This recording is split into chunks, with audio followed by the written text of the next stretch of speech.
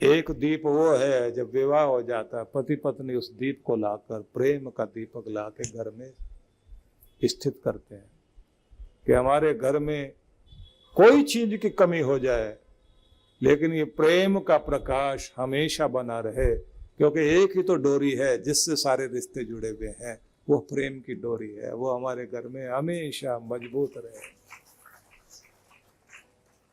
इसी धागे से तो हम सब बंधे हुए हैं, दिखाई नहीं देता ये धागा, यही तो हमें सबको बांधे हुए है ना। एक दीप वो होता है जिसे कहा जाता है किसी की याद में कोई विरह में बैठा हुआ जला के बैठा है। एक मंगल दीप होता है, कलश के साथ आप दीप जलाते हैं, जो इन दिनों उस शक्ति का दीपक माना जाता है। अखंड ज्योत जलाते हैं आप लोग। एक दीपक वो भी होता है जब कोई चला जाता है तो अनाज का ढेर ऐसे रख देते हैं, उसके ऊपर दिया जला देते हैं। घर का कोई प्राणी विदाई ले ले, उसका मतलब क्या है कि जाने वाले का शरीर जरूर गया है लेकिन उसकी यादों का दीपक अभी भी जल रहा है, हमेशा जलता रहेगा, वो रहेगा यहाँ, वो गया नहीं कहीं। तो यह ध्यान रखना कि आपको ध्यान का दीपक जगाना है और अडोल रखिए उसे। और इसके साथ आपको कुछ चीजें करनी होंगी। आपके जीवन में सुखद परिवर्तन आए, अच्छे बदलाव आए, तो उसके लिए क्या करना है? पहली बात तो जैसे मैंने आपको बताई थी कि जब आप अपने घर में आते जाते हैं तो आने जाने में कृतज्ञता का भाव रखना है कि मैं अपने घर के इस प्रेम मंदिर में प्रवेश कर रहा हूं। वेदों में इसके लिए मंत्र है, मधुन में निक्रमणम, मधुन में परायणम, वाचा वदामि मधुवत भूयासम मधुसंदृश। मेरा घर से निकलना मिठास से भरा हुआ हो, मधुन में परायणम, और पूरी दुनिया में घूम फिर कर जब मैं अपने घर में आऊं तो मिठास से भरा हुआ, मधुरता से भरा हुआ। वाचा वदामि मधुमत, और मेरी ये जबान, इसमें मिठास हमेशा कायम रहे। भूयासम मधुसंदृश, और मेरी आकृति मधुरता वाली ही बनी रहे।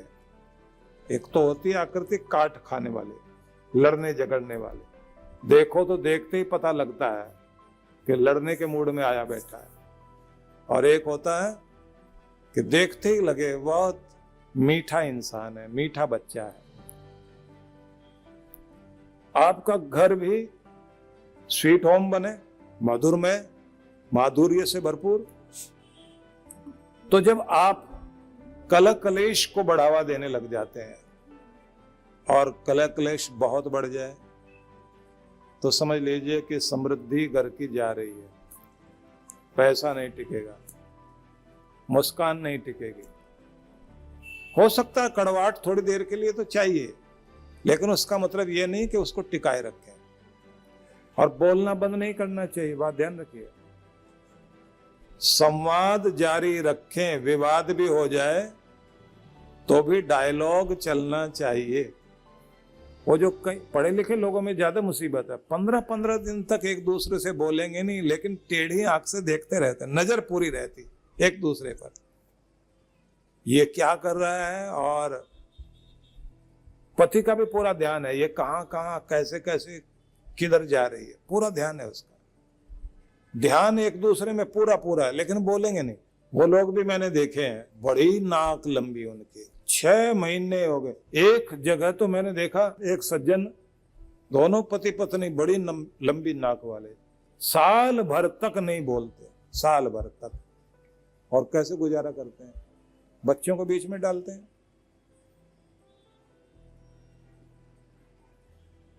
इतना दुख भोगते हैं एक दूसरे के साथ क्योंकि वो जो नहीं बोलते ना, वो बहुत बड़ी पीड़ा है। अगर आप चाहते हो खुशियां आए जीवन में, तो बहुत ध्यान रखना, बातचीत कभी बंद मत करना। बातचीत से अंदर की बात खुल के आती है। और ये ध्यान रखिए कि आपका घर कोई और आकर उसमें चमत्कार पैदा नहीं करेगा। ये तो जिम्मेदारी जो घर का सबसे ज्यादा समझदार है, उसी की जिम्मेदारी है। अब समझदार हो तो भाई झुकना भी सीख जाइए, मनाना भी सीख जाइए, मिलाना भी सीख जाइए, और कभी कभी गुस्सा करना, कभी कभी डांटना। लेकिन उस डांटने और गुस्से करने का मतलब ये नहीं है उतना झुकाओ कि जिससे डाल टूटे नहीं। ध्यान रखिए, उतना झुकाना ठीक है कि जितने से डाल ना टूट जाए। बहुत ज्यादा झुकाने से टहनी टूट जाती है, रिश्ते टूट जाते हैं। अच्छा होता है जैसे विवाह में करते हैं ना, वर वधू का सिर मिलाते हैं, और ये ज्यादातर करता है लड़के का जीजा आके, उसके जिम्मे ये काम देते हैं। एक तो दोनों की गांठ बांधने का काम, दूसरा गठजोड़ा करते हैं ना, दूसरा काम होता है दोनों के सिर जोड़ी कराना। तो उसका मतलब क्या होता है, वो ये समझाता है कि तुम्हारा घर खुशहाल रहेगा जब दोनों के सिर मिले रहेंगे। और मिलाने का तरीका है, थोड़ा थोड़ा दोनों की गर्दन झुकाई गई ना, दोनों के सिर झुकाए गए हैं कि अगर मिलके रहना है तो अपनी अकड़ को दूर रखना और थोड़ा थोड़ा सिर को झुका लेना, तो तुम्हारा घर खुशहाल रहेगा। और जीजा को इसलिए मौका देते हैं कि तुम दूसरे की बहन लेकर आए, तुम्हारी बहन मेरे घर में है। तो मतलब ये है कि मैं भी तो निभा रहा हूं ना। और बीच में उन्हीं को पढ़ना पड़ता है जो बड़े होते हैं घर के, आके समझा के जाते हैं। नहीं समझाएंगे तो पति पत्नी को तो लड़ाई झगड़ा करके और काम बिगाड़ने में देर नहीं लगती। पति पत्नी के बीच में कभी तीसरे को मत डालना, क्योंकि तीसरा आया तो वो आपको मिलाने वाले लोग बहुत कम होते हैं, तोड़ने वाले लोग ज्यादा हैं। पति पत्नी की लड़ाई कुछ भी नहीं, रात को लगेगा हिंदुस्तान पाकिस्तान का युद्ध शुरू हो गया, सवेरे देखें दोनों आराम से नाश्ता कर रहे हैं बैठे हो, कोई झगड़ा नहीं। क्यों बढ़ाते हो बात? विवाद तक तो पहुंचना ही नहीं चाहिए। तब तक बातचीत जारी रखिए जब तक विवाद की तरफ न मुड़े। जैसे ही झगड़े की तरफ बढ़े रोक लो, और हो सके बोलना नहीं छोड़ो।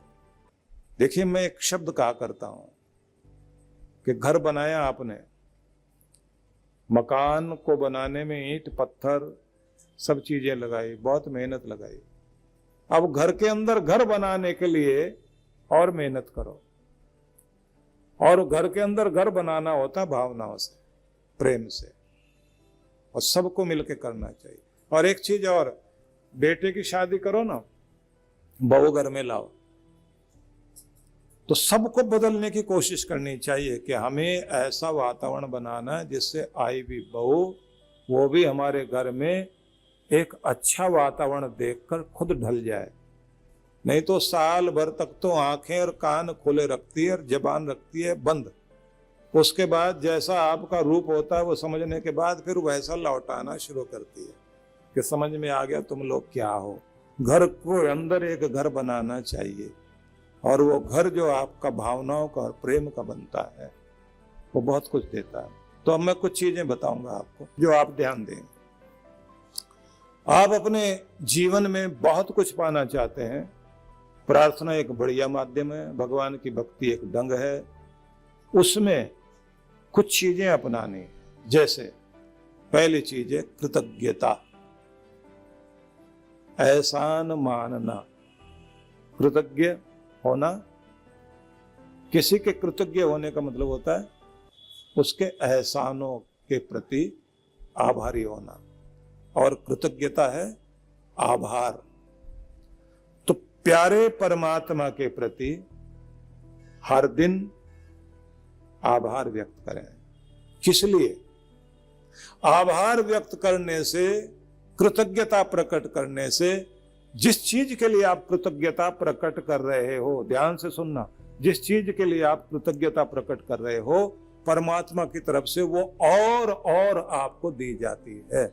इसलिए उसी को बोलो और धन्यवाद करो कि मेरे चेहरे पर, मेरे घर के हर सदस्य के चेहरे पर मुस्कान देने के लिए, खुशियां देने के लिए मैं आभारी हूं भगवान। ये खुशियां हमेशा बनी रहे, तेरी मेहर होती रहे, हंसते मुस्कुराते हुए हमारे दिन गुजरे। लाख लाख शुक्र है तेरा।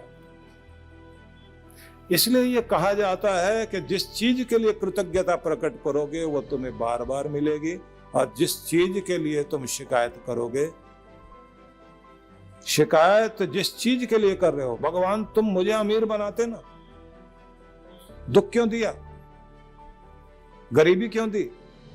तो कहते हैं जो कुछ है वो भी धीरे धीरे छिनता चला जाएगा। शिकायती के पास कुछ बचता नहीं, आलोचक आगे बढ़ता नहीं, निंदक का मान नहीं होता, गिराने वाला उठता नहीं है, और दुख देने वाला सुख नहीं पाता, आग लगाने वाले के बाग नहीं लगते। इसे याद रख लेना। तो आपको हर दिन जिंदगी में जो भी वो चीज जिसके प्रति आप धन्यवाद कर सकते हैं, जो भगवान ने आपको दी, जो आपको, जिसे पाकर आप अपने आप को धन्य समझते हैं, उसके लिए धन्यवाद करो। हम धन्य हो सके तो धन्यवादी बनो, और रोजाना प्रशंसा करते हुए भगवान की मेहर की और परमात्मा की करुणा की, रहमत की प्रशंसा करते हुए आप उसे कहिए, आज का दिन बहुत सुंदर है, अच्छा है, तुम्हारे द्वारा दिया गया एक गिफ्ट है, उपहार है, मैं इस सब के लिए आभारी हूं। मैं अपने समस्त डरों और चिंताओं को आपके चरणों में अर्पित करता हूं, और अपनी खुशियों को आपकी तरफ से आते हुए अपने झोली में अनुभव कर रहा हूं। ये कृपाएं हमेशा बनी रहे भगवान, मैं शुक्रगुजार हूं, तेरा धन्यवाद करता हूं, मेहर रहे तेरी। तो समझ में आया, कृतज्ञता एक पॉइंट हुआ। अब दूसरा,